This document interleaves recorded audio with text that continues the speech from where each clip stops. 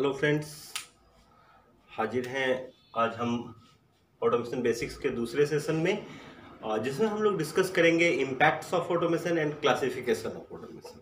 क्या इम्पैक्ट्स है ऑटोमेशन का इंडस्ट्री में और कितने पार्ट्स में हम क्लासिफाई कर सकते हैं ऑटोमेशन को। आज इस टॉपिक पे हम लोग डिस्कस करेंगे। इम्पैक्ट्स ऑफ ऑटोमेशन की बात करते हैं। क्या इम्पैक्ट हो सकता है इंडस्ट्री पे ऑटोमेशन का?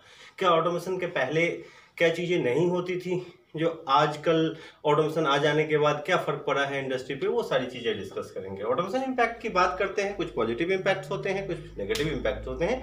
हम यहाँ पॉजिटिव इम्पैक्ट्स की बात करेंगे क्योंकि कोई भी जेन्युइन नेगेटिव इम्पैक्ट नहीं है ऑटोमेशन का।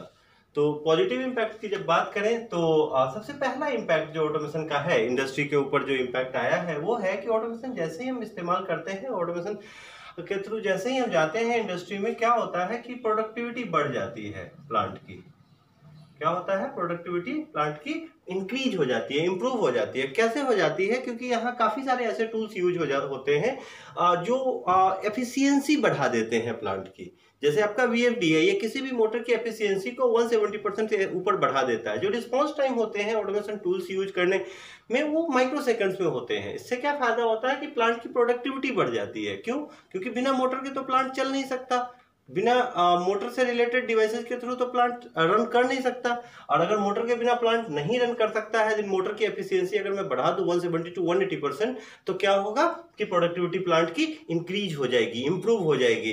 कंट्रोलिंग अगर रिस्पॉन्स टाइम माइक्रो सेकंड्स में होने लगे, देन प्रोडक्टिविटी आपकी इंक्रीज हो जाएगी। और साथ ही साथ क्या होगा, रिस्पॉन्स टाइम मिनिमम होने से क्वालिटी भी आपकी इंप्रूव हो जाती है। प्लांट की क्वालिटी इंप्रूव हो जाएगी, प्रोडक्टिविटी आपकी इंप्रूव हो गई। और सबसे तीसरी चीज, इसको बहुत सारे लोग नेगेटिव इंपैक्ट की तरह लेते हैं, बट जो है नॉर्मली हमें पॉजिटिव। अगर इंडस्ट्रियलिस्ट के पॉइंट ऑफ व्यू से आप देखेंगे तो आप गौर करोगे कि ऑटोमेशन यूज करने के कारण क्या हुआ कि मैन पावर की रिक्वायरमेंट कम होने लगी। जिससे क्या फायदा मिला? लेबर कॉस्ट जो है वो रिड्यूस हो गया था प्लांट का। क्या हुआ? लेबर कॉस्ट रिड्यूस हो गया। आप कहोगे सर इससे तो नौकरियां चली जाएंगी लोगों की। नहीं, नौकरियां उन लोगों की जाती हैं जो टेक्निकल डेवलपमेंट पे ध्यान नहीं देते। जिन्हें ऑटोमेशन आता है उनके लिए ये बेनिफिट क्या हुआ? बेनिफिट ये हुआ कि लेबर कॉस्ट रिड्यूस होने की वजह से अब कम लेबर्स की जरूरत होने लगी, चाहे वो इंजीनियर हो, स्किल्ड लेबर हो या अनस्किल्ड लेबर हो। तो अनस्किल्ड लेबर की तो जरूरत ही खत्म हो गई। जो स्किल्ड लेबर है, जिन्हें ऑटोमेशन आ रहा है, जो इंजीनियर है, जिन्हें ऑटोमेशन का नॉलेज है, उनकी जॉब अपॉर्चुनिटी उनके लिए बढ़ गई। क्यों बढ़ गई भाई? क्योंकि इंडस्ट्रियलाइजेशन बढ़ा है, ज्यादा से ज्यादा इंडस्ट्री ओपन हुए हैं। और अगर इंडस्ट्री ओपन हुए हैं तो जिन्हें ऑटोमेशन आ रहा है उनके लिए प्लेसमेंट अपॉर्चुनिटी, जॉब अपॉर्चुनिटी जो है वो इंप्रूव हुई है। तो ऑटोमेशन का ये बेनिफिट है। अगर आप पे डिपेंड करता है आप इसे किस रूप में लेते हो। नेक्स्ट वन, ये सब चीजें क्यों हुई है? क्योंकि क्वालिटी इंप्रूव इसलिए हो पाया, रिस्पॉन्स टाइम कम है, क्योंकि एक्यूरेसी जो है वो हाई हो जाती है। और ये एरर फ्री सिस्टम होता है। एक्चुअली एरर जो है ये मिनिमाइज हो जाता है। और फाइनली एक शब्द में कहो आप तो एफिशिएंसी जो है प्लांट की वो बढ़ जाती है। और भी ढेर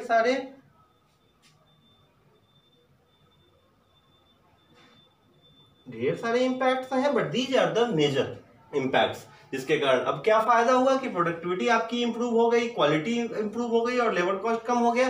पहले से आप ज्यादा प्रोडक्ट प्रोड्यूस कर रहे हो, अच्छे क्वालिटी के प्रोडक्ट प्रोड्यूस कर रहे हो, और आपकी जो कॉस्टिंग है वो मिनिमाइज हो गई। क्यों मिनिमाइज हो गई? क्योंकि एक्यूरेसी आपकी जो है हायर लेवल पे है, एरर फ्री सिस्टम है, और प्लांट की एफिशिएंसी बढ़ जाती है। इवन साथ ही साथ ये भी होता है कि फ्यूचर एस्पेक्ट्स भी देखो कि मेंटेनेंस कॉस्ट भी इसके कारण कम हो जाता है। तो और काफी सारे इंपैक्ट्स हैं, ये सब पॉजिटिव इंपैक्ट्स हैं, ठीक है, जिसके कारण हम इंडस्ट्री में ऑटोमेशन का यूज करना प्रीफर करते हैं। नेक्स्ट टॉपिक हमारा है क्लासिफिकेशन ऑफ ऑटोमेशन। क्लासिफिकेशन की जब हम बात करते हैं तो हम लोग देखते हैं कि क्लासिफाई किसी भी चीज को किसी रेफरेंस पॉइंट के अकॉर्डिंग करते हैं। ऐसा नहीं कहते कि चलो ठीक है, जैसे मैंने आपसे पूछा कि भाई किसी टेक्नोलॉजी को, किसी पॉइंट को हम कितने पार्ट्स में डिवाइड करें, तो सीधा हम पार्ट्स नहीं बताना शुरू करते हैं, पूछते सर किस रेफरेंस पॉइंट से हम लोग बात कर रहे हैं यहाँ पे। तो ऑटोमेशन को भी वैसे ही अगर मैं क्लासिफाई करूं तो हम लोग ऑटोमेशन के क्लासिफिकेशन की अगर बात करेंगे तो ऑटोमेशन को क्लासिफाई हम अलग अलग रेफरेंस पॉइंट के अकॉर्डिंग करते हैं। और वो रेफरेंस पॉइंट क्या है इसके बारे में बात करेंगे। तो अलग अलग रेफरेंस पॉइंट होंगे। मैं ऐसा क्यों बता रहा हूं, क्योंकि आप अलग अलग किताबों में देखोगे कि ऑटोमेशन को अलग अलग पार्ट्स में क्लासिफाई करते हैं, बट हम यहाँ जो बात करेंगे वो इंडस्ट्रियल पॉइंट ऑफ व्यू होगा। इंडस्ट्रियल पॉइंट ऑफ व्यू का मतलब कि कहाँ पे अप्लाई हो रहा है, किस सेक्टर में अप्लाई हो रहा है ऑटोमेशन को, और उसके अकॉर्डिंग अगर मैं क्लासिफाई करना चाहूँ अकॉर्डिंग टू एप्लीकेशन, अगर मैं एप्लीकेशन के अकॉर्डिंग ऑटोमेशन को क्लासिफाई करना चाहूँ तो ऑटोमेशन को 3 मेजर पार्ट्स में मैं क्लासिफाई कर सकता हूं। कौन कौन होंगे ये मेजर पार्ट्स, इस पे हम लोग अभी डिस्कस करेंगे। The first one is industrial automation. क्या है ये? Industrial automation. Second one is home automation, इसी को ऑफिस ऑटोमेशन भी कहते हैं हम लोग।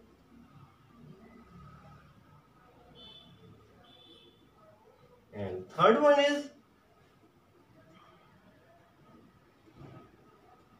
Scientific automation. ये 3 मेजर पार्ट्स हैं। इंडस्ट्रियल ऑटोमेशन को हम लोग प्लांट ऑटोमेशन, फैक्ट्री ऑटोमेशन, कुछ भी कह सकते हैं, जो भी आप कहना चाहो, बट जो मेनली यूज किया जाता है वो है इंडस्ट्रियल ऑटोमेशन। इसमें क्या होता है, ऑब्वियसली इसके नाम से ही क्लियर है कि ऑटोमेशन का हम यूज जहां पे कर रहे होंगे, ऑटोमेशन का यूज जो इंडस्ट्रियल पर्पस के लिए हम कर रहे होंगे, that is known as industrial automation. Automation का यूज जो हम प्लांट लेवल पे कर रहे होंगे, that is known as plant automation.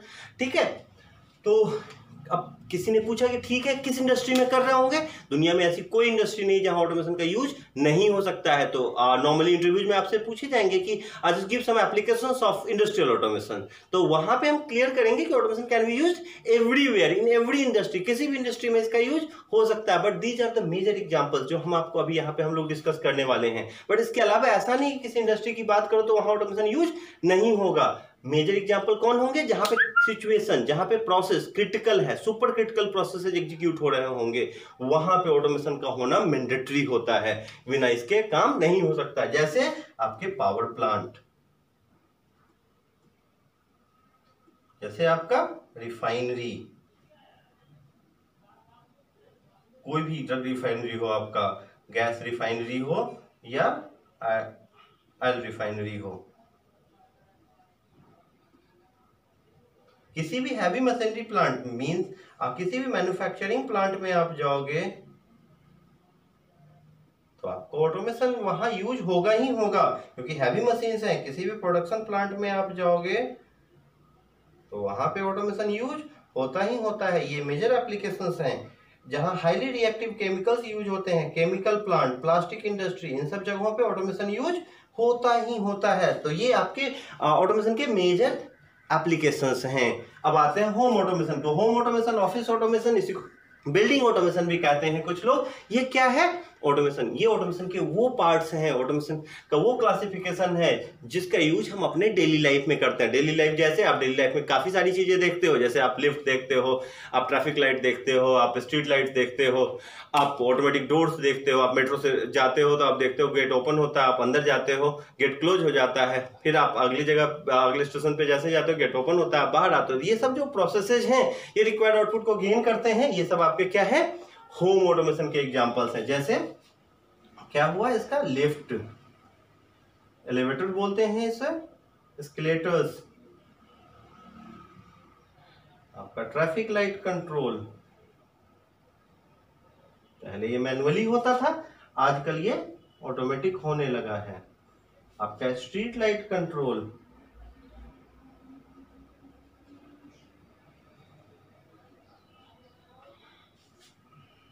आप मॉल्स में जाते हो वहां डीजल जनरेटर सिस्टम्स यूज होते हैं, ठीक है, ऑटोमेटिक डीजीज होते हैं, जैसे ही लाइट जाती है वो अपने आप ऑन हो जाते हैं।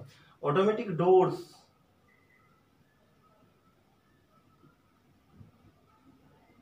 और भी काफी, बीएमएस में भी इसका काफी यूज होता है, बिल्डिंग मैनेजमेंट सिस्टम में।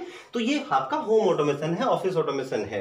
और नेक्स्ट वन है साइंटिफिक ऑटोमेशन। ये क्या होता है, रिसर्च एंड डेवलपमेंट में, टेक्नोलॉजीज के रिसर्च एंड डेवलपमेंट में काफी चीजें होती है। कुछ सेक्टर्स ऐसे होते हैं जहां हाईली डेवलप्ड टेक्नोलॉजी यूज होती है, ठीक है, उन सेक्टर्स में हम साइंटिफिक ऑटोमेशन उनको कहते हैं। जैसे आपका मेडिकल साइंस, मेडिकल साइंस में काफी सारी मशीन्स आई हैं, काफी सारी मशीनरी आई हैं जिनका यूज काफी होता है। जैसे आपका ईसीजी मशीन्स हैं, ईएमजी मशीन्स हैं, आपकी एक्सरे मशीन है, ये सब जो है MRI मशीन्स हैं, ये सब हाईली ऑटोमेटिक होती हैं। इनका यूज जो है काफी रिक्वायर्ड है, क्योंकि जितनी ज्यादा डेवलप टेक्नोलॉजी होगी आपको उतना बेनिफिट होगा मेडिकल साइंस के थ्रू। नेक्स्ट वन, आपका सैटेलाइट का कंट्रोल जो होता है, आपने मूवीज में भी देखा होगा, डिस्कवरी चैनल पे भी देखते हो, सैटेलाइट के कंट्रोलिंग जो है वो ऑटोमेटिक नहीं होता, सॉरी मैनुअली नहीं होता, ऑटोमेटिक होता है। दूर कहीं पे आप सैटेलाइट लॉन्च हो रहा होता है, 2-3 किलोमीटर दूर कंट्रोल रूम होता है, वहां से आप कंट्रोल करते हो। सैटेलाइट कहीं भी गया, जमीन से कितना ऊंचा है, ऊपर चला गया, कैसे है, क्या है, वो सारा मॉनिटरिंग आप स्कैडा के थ्रू करते हो, तो सैटेलाइट कंट्रोल होता है। मिसाइल्स वगैरह की कंट्रोलिंग पहले जो है वो मैनुअली होती थी, अब हम इसको ऑटोमेशन के थ्रू करने लगे, स्कैडा के थ्रू मॉनिटर करने लगे। जब वो हवा में भी आप उसका डायरेक्शन बदल सकते हो। ये सब चीजें जो है ये साइंटिफिक ऑटोमेशन में आता है। बट हम जो कंसंट्रेट करते हैं, इंजीनियर्स नॉर्मली जो कंसंट्रेट करते हैं, जो जॉब पॉइंट ऑफ व्यू से अगर आप देखें तो इंडस्ट्रियल ऑटोमेशन पे कंसंट्रेट करते हैं हम लोग। ये है आपका इंपैक्ट्स ऑफ ऑटोमेशन और क्लासिफिकेशन ऑफ ऑटोमेशन। इस सेशन में हम लोग इतनी ही बात करेंगे। अगले सेशन में जब हम आएंगे देन हम डेवलपमेंट ऑफ ऑटोमेशन की बात करते हैं। ओके, आज के लिए इतना ही।